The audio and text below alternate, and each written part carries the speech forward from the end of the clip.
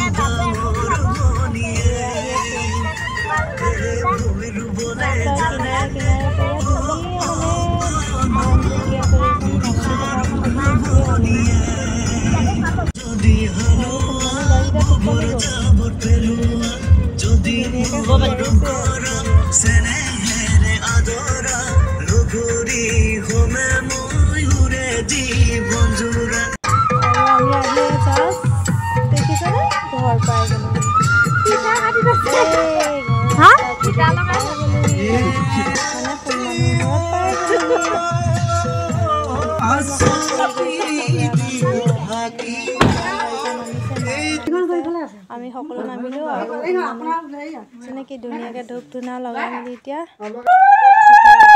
পিঠা কাটাৰ পিছত ধূপ ধূনা লগাই মেলি ভিতৰলৈ আদৰি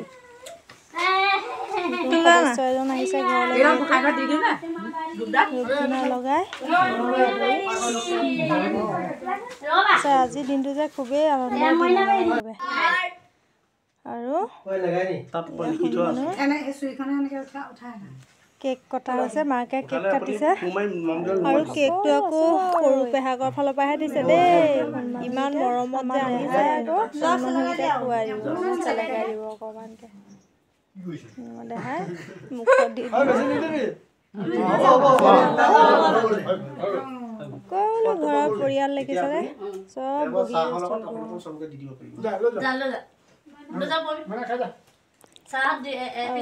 সেনেকৈ সকলোৱে আনন্দৰে একাপ চাহ খালোঁ দেই। দেউতাৰ কাৰণে কৈছে একদম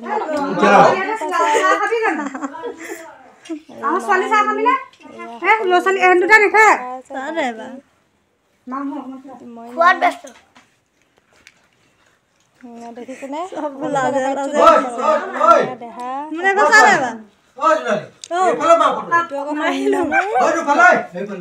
আৰু এজন আকৌ মোৰ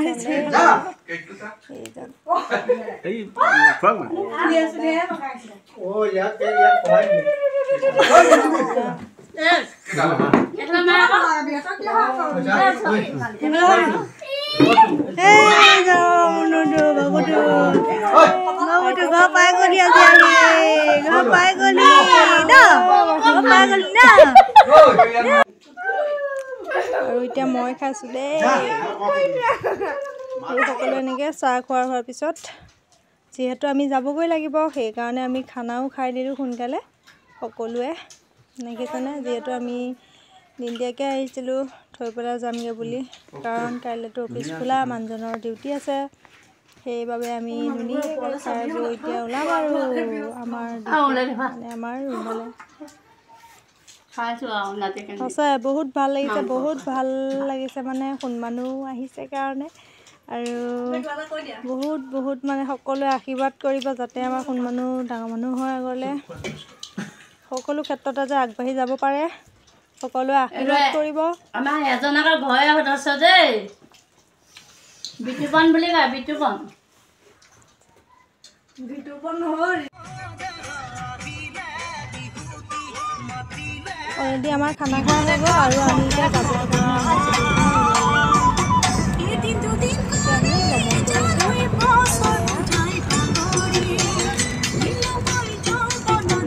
ভিডিঅ'টো কেনেকুৱা বোলে আজি